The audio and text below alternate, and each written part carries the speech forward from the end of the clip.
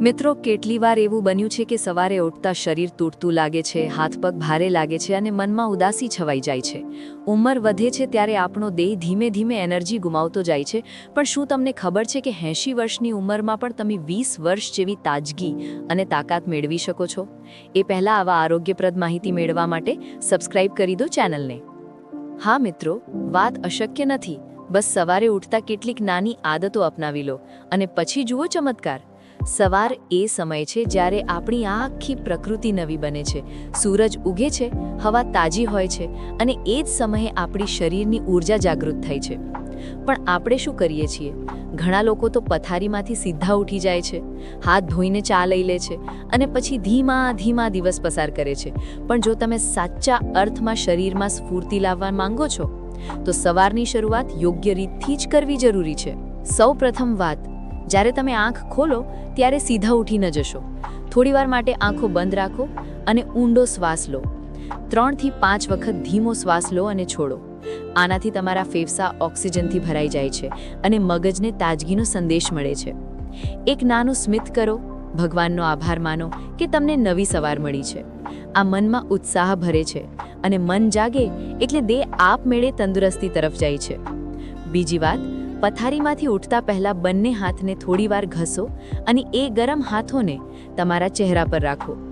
આ એક પ્રાચીન આયુર્વેદિક રીત છે જે શરીરના નસોને સક્રિય કરે છે. આ નાના પગલાંથી તમારી રક્ત પ્રવાહની ગતિ વધી જાય છે. તમને લાગશે કે આખું શરીર જીવંત થઈ ગયું છે. ત્યારબાદ ધીમેથી જમીન પર પગ મૂકો. આપણા પૂર્વજો કહેતા કે જમીન સાથે જોડાવું એટલે પ્રકૃતિ સાથે જોડાવું. થોડીવાર ઠંડી માટી કે ટાઇલ્સના સ્પર્શનો અનુભવ કરો, જે તમારા નસો અને પગના પ્રેશર પોઈન્ટને ઉત્તેજિત કરે છે. હવે મિત્રો, ચાલો વાત કરીએ એક એવી ક્રિયા વિશે જે 80ની ઉંમરમાં પણ યુવાની જેવી તાકાત પાછી લાવી શકે. એ છે સૂર્ય નમસ્કાર. હા, ભલે તમે પૂરા 12 સ્ટેપ ના કરી શકો, પરંતુ દિવસના ફક્ત 2-3 નમસ્કાર પણ ચમત્કાર કરી શકે છે. આથી તમારું રક્ત સંચાર સુધરે છે, હાડકાં મજબૂત થાય છે અને હૃદયની કાર્યક્ષમતા વધે છે. જે લોકો ઉંમરદાર છે તેઓ ધીમે ધીમે શ્વાસને ધ્યાનમાં રાખીને માત્ર 5 મિનિટ માટે યોગાસન અથવા પ્રાણાયામ કરી લે તો આખો દિવસ શરીર હળવું લાગે છે. આ પછી એક નાનો પણ મહત્વનો ભાગ આવે છે, પાણી પીવાનું. જાગ્યા પછી 1 ગ્લાસ તડકો પાણી અથવા લુકવોર્મ પાણી પીવો. આ આપના પેટમાંથી ઝેર કાઢે છે, આંતરડાને સાફ કરે છે અને ચહેરા પર કુદરતી ચમક લાવે છે. જો તેમાં અડધું લીંબુ અને 1 ચપટી હળદર ઉમેરી લો તો એ ઇમ્યુનિટી માટે સોનામાં સુહાગા સમાન છે. હવે ઘણા લોકો પૂછે છે કે ડૉક્ટર સાહેબ, ખાલી પેટ પાણી પીવાથી શું ફરક પડે છે? તો સાંભળો. જ્યારે તમે સૂતા હોય ત્યારે શરીર અંદરથી ટોક્સિન કાઢવા કામ કરે છે. સવારનું પાણી એ ટોક્સિનને શરીરની બહાર કાઢી આપે છે. આથી તમારું લિવર, કિડની અને ડાયજેસ્ટિવ સિસ્ટમ દુરસ્ત રહે છે. મિત્રો, ઉંમર માત્ર આંકડો છે.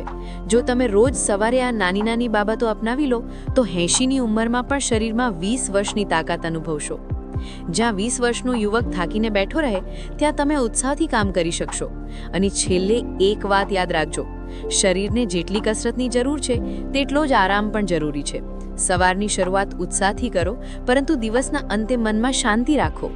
દરરોજ તમારા માટે થોડો સમય કાઢો, આનંદથી જીવો અને ભગવાનનો આભાર માનો. એ જ સાચી આરોગ્યની ચાવી છે. તો મિત્રો, આજથી જ નક્કી કરો, સવારની પહેલી કિરણ સાથે શ્વાસ લો, પ્રાણાયામ કરો, પાણી પીવો અને સૂર્યને નમસ્કાર કરો. બસ એટલું જ પૂરતું છે તમને ફરી યુવાની જેવી સ્ફૂર્તિ આપવા માટે.